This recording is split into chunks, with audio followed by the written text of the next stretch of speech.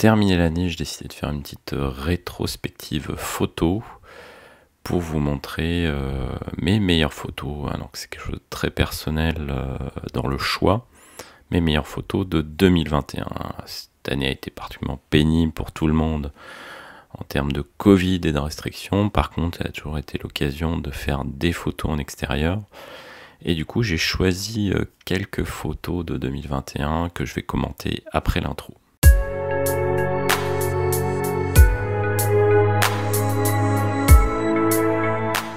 Voilà, bienvenue pour une nouvelle vidéo sur Green Escape. Alors aujourd'hui, je vais choisir mes meilleures photos de 2021, juste quelques jours avant la fin de l'année. C'est des photos que j'ai shootées avec plein d'appareils différents, GoPro, G9, GX80, G80, toujours des appareils Lumix quand il s'agit de photos avec des appareils sans miroir. Juste pour être transparent, toutes ces photos sont éditées, elles ne sortent jamais comme ça de l'appareil. Donc elles sont traitées, en général j'enlève un peu de bruit avec un logiciel d'une startup française qui s'appelle DxO Prime, et ensuite je fais différents réglages dans Luminar, qui est un logiciel de développement de photos numériques, simplement beaucoup moins cher que Lightroom de chez Adobe. Voilà, on commence tout de suite, sans transition. C'est une photo à la GoPro d'un vieil arbre centenaire mais qui est mort. Et on peut voir effectivement la GoPro donne cette espèce de perspective. On voit bien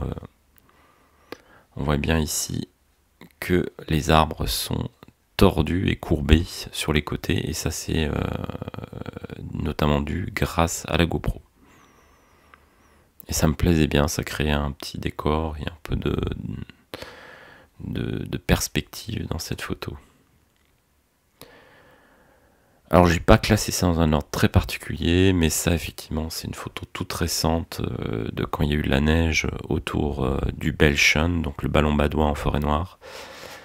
J'étais juste avant le coucher de soleil, j'étais en train de rentrer et donc j'ai photographié en perspective la brume. Le soleil est diffusé par la brume et on a cette belle perspective entre les sapins et sur un chemin avec quelques traces de pas, ce qui donne un aspect très intéressant. Voilà, ça c'est aussi une de mes photos récentes. Alors l'histoire de cette photo, c'est que à la base je voulais photographier ce rapace sur une branche. Malheureusement, quand je m'approche de l'arbre sur lequel il s'est posé, il commence à s'envoler. Et donc j'arrive malgré tout à le photographier directement dans le ciel bleu, comme ça à main levée. Et par chance, la photo était au point. Et du coup, on peut voir effectivement que son envol est très gracieux, très symétrique. Et d'ailleurs, c'est une image que j'ai republiée sur mon compte Instagram, dont je vais vous remettre les coordonnées à l'écran. Voilà, ça c'était, pour voir la date, c'était en juin, c'est l'abbaye de Murbach en Alsace. J'ai réussi à profiter un peu du décor qu'il y a devant pour cacher un peu les voitures et tout ce qui traîne. La particularité de cette abbaye, c'est qu'elle est à moitié détruite en fait. C'est comme un décor de cinéma, vous avez que le fronton. Et en fait, il manque toute la nef qui est à l'arrière parce qu'elle a été détruite je crois pendant la Révolution. Donc en fait c'est une église en format ultra compact puisqu'il manque toute une partie juste à l'arrière. Là aussi une photographie c'est un jour où il faisait pas très beau et ça a été photographié avec le GX80. Mais ça me plaisait bien, le décor et l'église est centrale dans la verdure, ça rend bien je trouve. Alors ça c'est à Mulhouse et c'était aussi en juin. Donc les couchers de soleil sont magnifiques, même en Alsace, même si on n'a pas la mer. L'avantage d'habiter très haut dans un immeuble, c'est que vous avez une très belle vue. Bon, chez moi je peux même voir les montagnes au loin, je vois le ballon d'Alsace. Mais j'aime bien ces photos au crépuscule, parce qu'on peut garder les contours des immeubles Et avec les nuages et les couleurs du crépuscule, on peut rendre des photos avec un effet très particulier. Alors toujours en juin, cette fois-ci, voilà, j'ai réussi à aligner 3 petits veaux et un veau qui était particulièrement curieux, donc il s'est approché de moi et j'ai pu encore mieux le photographier. Un détail marrant, c'est que j'ai même réussi à capturer les mouches. On voit même les mouches qui volent ici. C'est à tel point qu'il était embêté par les mouches. Voilà. Par contre, j'ai pas tous ses camarades parce que dans l'enfilade, on n'en voit qu'un, mais il y a 3 veaux qui s'alignent dans la perspective. Alors celle-là, je l'aime bien aussi, même si elle n'est pas parfaite d'un point de vue technique. On a du vignetting ici. Là. Donc le vignetting, en fait, c'est quand l'ouverture couvre un peu le capteur. Et donc ici, vous voyez que l'image s'assombrit dans les côtés. Bon, c'est pas ça qui est intéressant, c'est effectivement, on est dans la plaine juste à côté de Mulhouse, sur l'ancien canal de la Marne au Rhin, et c'était en janvier 2021. Il avait énormément neigé, je savais que cette neige n'allait pas tenir très longtemps, en plus elle était très lourde et très collante, elle a causé énormément de dégâts parce que il y a beaucoup d'arbres qui ont cassé. Et c'était l'occasion, voilà, il y avait peut-être quelques heures pour photographier cette neige, parce que 3-4 jours après, elle serait complètement disparue, et ce décor n'existerait plus. Donc c'est la neige extrêmement rare, puisque en plaine, nous en Alsace, ça fait des années que la neige tient rarement plus d'1 jour ou 2 jours, parce qu'il fait tout simplement pas assez chaud, assez froid je veux dire. Il fait trop chaud, justement. Alors ça, c'était en août. Et je trouvais aussi très intéressant dans cette photo, évidemment vous avez 2 mouettes qui vont dans un sens opposé. On est sur le Léman en Suisse, donc côté suisse, et le fond, mais vous le voyez pas, c'est le côté français. Et je trouvais cette image intéressante parce que du coup elle est relativement épurée, on voit pas grand chose.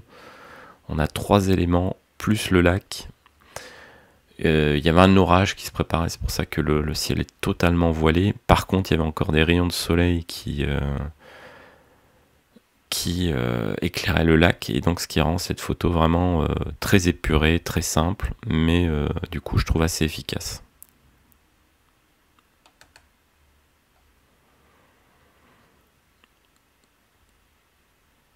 Voilà, ça devait être en avril, donc on est dans les Vosges, non loin de Colmar. Et le soleil rasant sur ce vieil arbre d'altitude, et ses branches totalement voilà, créent un méandre qui couvre carrément tout le paysage qui est à l'arrière. Mais le soleil chaud du soir rend cette photo plus agréable. Si elle avait été prise un peu plus au crépuscule, elle serait carrément sinistre, hein, avec ses branches qui vont dans tous les sens. Mais je la trouvais cette image plutôt intéressante de ce fait-là, d'avoir toutes ces branches qui couvrent et qui remplissent en fait l'image. Alors un petit autoportrait que j'avais réalisé là en septembre, donc c'était déjà à la rentrée. J'étais parti photographier les ruines d'un château, mais j'en ai profité pour faire un peu de portrait, parce que j'avais je crois que j'avais le 42, je vais vérifier. Bon, ça s'affiche pas, donc je peux pas vous confirmer, mais je pense que c'était le 42,5 mm, qui est tout à fait adapté pour faire des portraits. On voit d'ailleurs dans le reflet ici, hein, qu'il y a mon ombre. Le soleil venait de derrière, et donc ce qui permet de brûler le fond ici. On voit absolument rien.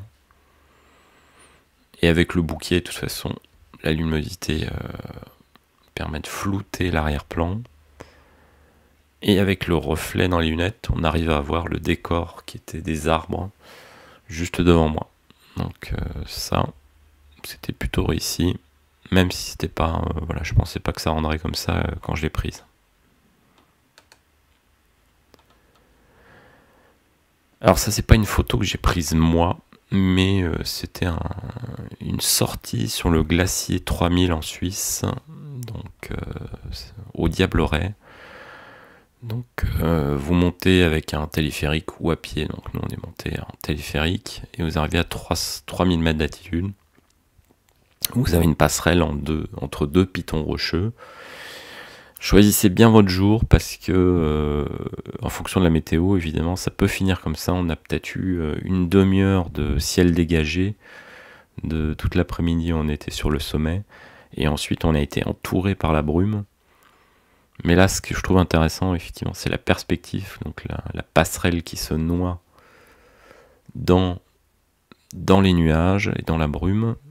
Et le fait d'avoir un humain, moi en l'occurrence, ça vous donne une référence sur l'échelle, et donc ça permet de mieux situer et de comprendre l'image.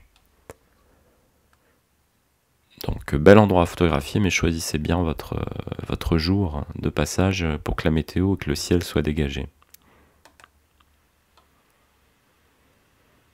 Alors ça, c'est une photo que j'avais photographiée aussi en septembre à l'automne, au coucher du soleil. J'ai légèrement assombri l'image pour avoir ces teints orangés. Vous la voyez aussi à la fin de mes vidéos. Et donc c'est un coin dans lequel je photographie assez. J'ai fait pas mal de photos à partir de là. Cette montagne s'appelle le Urblauen, où il y a un mât de télévision, et c'est très proche de Mulhouse. Et c'est à plus de 1000 mètres d'altitude. Et là en l'occurrence je suis sur une autre montagne. Je pense que j'ai un téléobjectif, ce qui permet d'écraser la perspective, c'est-à-dire que ce qui est au fond et ce qui est devant est beaucoup plus avec l'objectif. Le super téléobjectif va en fait écraser les distances, et donc ce qui est à l'arrière et à l'avant va être beaucoup plus rapproché. On en reverra une vers la fin qui est aussi prise au téléobjectif, et vous verrez mieux l'effet que ça produit. Voilà, ça m'amusait, donc je l'ai gardé. C'est un tronc d'arbre coupé probablement par des bûcherons, mais des bûcherons sévèrement alcoolisés, puisqu'ils ont mis toutes les capsules de bière sur le tronc avec un marteau, ou les ont enfoncés avec la bouteille, je ne sais pas. Mais il y en avait tellement, et ça crée en fait une image amusante. Et on peut voir qu'il a une préférence pour la bière Lasser, mais on peut aussi voir la bière de Munich, Paulaner, Fürstenberger, et quelques bières de moine ici, voilà. Mais Erotaus, qui est une bière de la Forêt Noire. Voilà, donc très amusant, et découvert par hasard en forêt, donc un sujet de photo comme ça qui m'est tombé devant et qui m'a inspiré. Il a aussi une petite image forestière, une colonie de champignons le long d'un arbre qui est déjà mort, mais j'aimais bien la répartition des champignons et d'avoir un peu de perspective aussi, parce qu'on voit la forêt qui se poursuit par là. Et donc je trouvais ça assez joli. Voilà, ça ressemble plutôt à ce qu'on peut voir dans les dessins animés japonais, des champignons un peu japonais, très petits et très nombreux. Ne me demandez pas ce que c'est comme champignon, j'en ai aucune idée.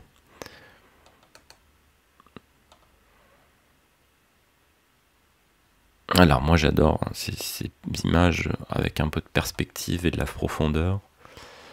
Et j'aimais bien le panneau ici, attention vache, plus la route qui serpente, juste avant de descendre dans la vallée. Alors évidemment c'est un coin que je connais bien, et ici c'est un coin, voilà, la première image que vous avez vue de coucher de soleil dans la neige est effectivement photographiée sur cette montagne. Donc ici le Belschen de nouveau, un site sur lequel je prends souvent des photos, et là j'étais à l'opposé à plusieurs kilomètres.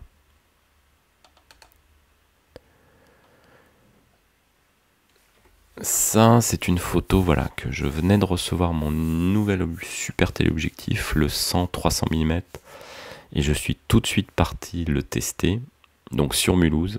Ça, c'est la Tour de l'Europe à Mulhouse. Mais comme je suis à plusieurs kilomètres de Mulhouse, on voit effectivement ce qu'on appelle effectivement la compression, c'est-à-dire que les éléments qui sont rapprochés, éloignés, vont être comme écrasés dans l'image, et on voit que cet élément-là, qui est à plusieurs kilomètres de cette tour, paraît comme... voilà. Donc c'est pas l'image originale, l'image originale je l'ai juste après. Elle était comme ça à la base, donc c'est un coucher de soleil. Les petits oiseaux sont déjà présents. Par contre, j'ai simplement inversé les couleurs, parce que je trouvais ça plus intéressant, et j'ai effacé quelques petits détails. Vous verrez ici, il y avait quelques petits immeubles avec des reflets, et pour que ce soit plus net et plus en ombre chinoise, j'ai retraité l'image. Mais la définition effectivement de l'image est exceptionnelle, même si on va voir la tour ici. Vous voyez qu'on peut même voir l'escalier de secours de la Tour de l'Europe à Mulhouse. Et même les oiseaux sont visibles ici. On voit un oiseau qui battait les ailes. C'était une de mes premières photos avec cet objectif. Et juste au bon moment, juste 1 heure, 2 heures avant le coucher du soleil. Et ça rend vraiment de façon magnifique. Voilà, une des rares photos que j'ai prises le matin, parce que je prends rarement les photos le matin, donc d'où ces aspects un peu violets dans... Voilà, et je trouvais que la pente était intéressante. La prairie, là on est quand même, voilà, on est quand même au mois d'octobre, le 11 octobre. Et c'est une matinée, alors je devrais peut-être faire plus de photos le matin. J'étais parti en fait chercher un peu de brume. Comme il faisait relativement froid déjà, donc ça provoquait un peu de brume le matin. Et ça m'a permis de faire ces images-là. Donc là je suis dans la forêt, toujours en forêt noire, un peu entre plaine et montagne. Et donc le soleil se levait, il y avait cette brume, et ça permettait de capturer les rayons de soleil qui passent à travers la brume. Toujours au même endroit, donc c'est un shooting qui était très productif, avec une rose de vigne. Donc on peut voir les pieds de vigne qui sont derrière, mais je trouvais que cette rose à moitié fanée avait quelque chose d'intéressant. On a un peu de lumière aussi ici. Bon, les vignerons ne plantaient pas à l'époque les roses par esthétisme, mais en fait, c'est pour ça que vous avez parfois des pêchers ou des roses de vigne au début d'une rangée. Ça permettait d'indiquer s'il y avait eu du gel, parce que les roses et le pêcher sont plus fragiles, ou légèrement plus fragiles que la vigne. Et c'est comme un système d'alarme pour prévenir le gel ou voir s'il y a eu un gel suffisamment fort. Et donc vous pouvez voir du coup que si la rose est gelée, et ben, la vigne a été abîmée aussi. Et donc ça permettait aux vignerons d'estimer la gravité du gel. Alors aujourd'hui on s'en sert plus trop, mais certains vignerons gardent encore cette tradition et laissent encore des roses au début du plant de vigne. Pareil, cette même session, là le soleil juste derrière les arbres, et je trouvais que c'était un peu avec une fourche, était intéressant à photographier. Et on voit bien que les rayons diffusent à travers la brume, et ça crée aussi cet effet de rayons en étoile. Là, toujours en octobre, donc en automne, j'ai photographié la mer de nuages à partir du Schauinsland en forêt noire. Moi, j'habite quelque part ici, sous les nuages. Et donc, ce jour-là, si vous restiez dans la vallée, vous étiez dans la purée de pois. Par contre, il suffisait de monter à 900-1000 mètres d'altitude et vous retrouviez le soleil et les couleurs de l'automne. On voit déjà ici quelques arbres qui ont changé de couleur. Donc ici, on est côté allemand. Vous avez la plaine rhénane partout ici. Et de l'autre côté, normalement, vous avez les Vosges. Mais même les Vosges n'étaient pas visibles ce jour-là. Et puis l'angle que j'ai pris probablement ne permet pas de voir les montagnes de l'autre côté. Mais quand on a effectivement une mer de nuages comme ça, de l'autre côté, on verra dépasser que ce qui est au-delà de 1000 mètres. Donc ce qui fait aussi parfois ces genres d'îles isolées et qui est du plus bel effet. Voilà, là on est toujours en automne, même en novembre. Toujours en forêt noire. Alors je suis pas dans un hélicoptère ou quoi que ce soit, je suis juste sur un pan de montagne qui est très abrupt. Et ce qui permet de faire cet effet de plongeant dans la vallée. Et vous avez ici les nuages qui s'engouffrent dans la vallée. Donc il y a plusieurs vallées, hein. Il y en a une ici, il y en a une ici, et il y en a une là. Et on est encore une fois non loin du Belshun, du Balo Badois.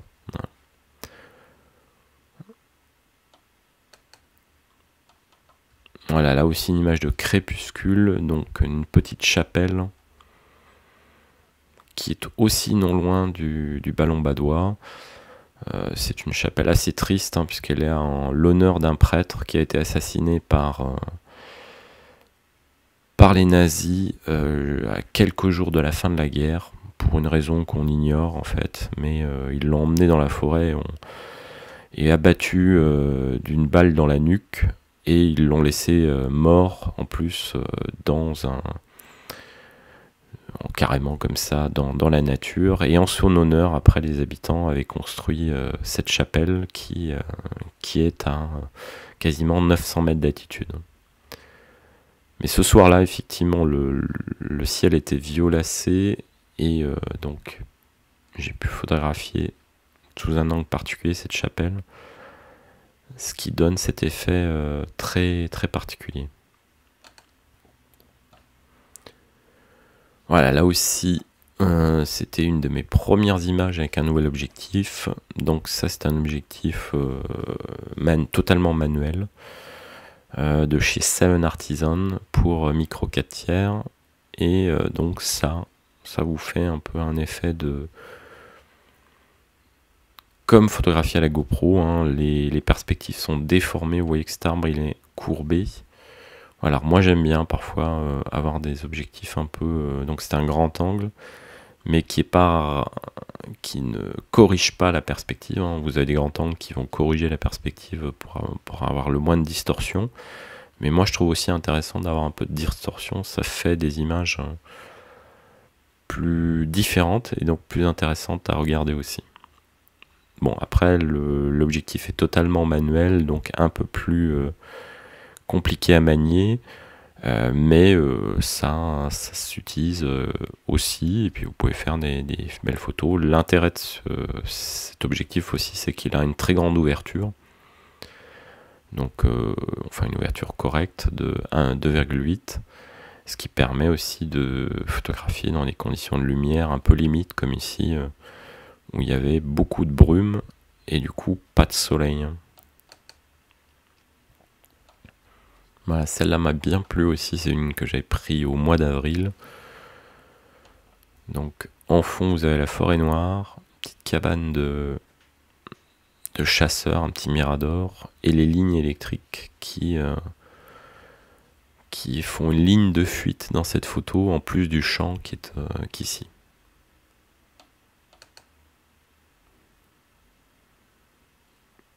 Voilà, je crois que c'est la dernière photo, oui. Et donc celle-là, c'est une photo que j'ai bien aimé faire, mais qui était un peu galère, j'ai eu de la chance. Donc j'étais dans une petite clairière en forêt noire, à la base parti pour photographier des chamois, mais je suis tombé sur cet endroit où il y avait plein de petits vulcains qui volaient. Et il m'a fallu quasiment une demi-heure pour photographier ce papillon, puisqu'il n'arrêtait pas de se poser, de se réenvoler. Et par chance, il s'est posé sur ce morceau de bois mort, et j'ai eu le temps de le photographier dans cette position-là, donc ce qui le rend un peu, voilà, un peu plus humain, et on a l'impression qu'il vous regarde, et qu'il est comme ça... en train de regarder devant lui, plein d'étonnement, et puis ces deux grandes antennes, ça rend ça encore plus comique. Voilà, donc c'est pas toujours évident de photographier les animaux, Mais si vous essayez, vous avez un peu de patience, voilà. Bon, la photographie d'insectes, c'est pas trop mon truc, hein. Moi, j'aime bien photographier des animaux et des insectes, mais il faut que, en fait, que l'image dégage quelque chose de spécial, un peu drôle, et pas que ce soit un insecte un peu statique, voilà, qui a rien de particulier. Et j'ai pas d'intérêt, comme un biologiste, à photographier ça. Donc, mais celle-là, je la trouvais particulièrement rigolote, et donc c'est une de mes images préférées en 2021. Voilà, c'est tout pour cette vidéo. C'était juste pour faire une petite rétrospective de mes photos. Alors c'est mes choix personnels, évidemment, si quelqu'un parcourait mes photos, il aurait peut-être choisi autre chose. Mais bon, moi, forcément, le choix est différent, parce que je les ai prises, et donc je connais l'histoire qu'il y a derrière ces photos.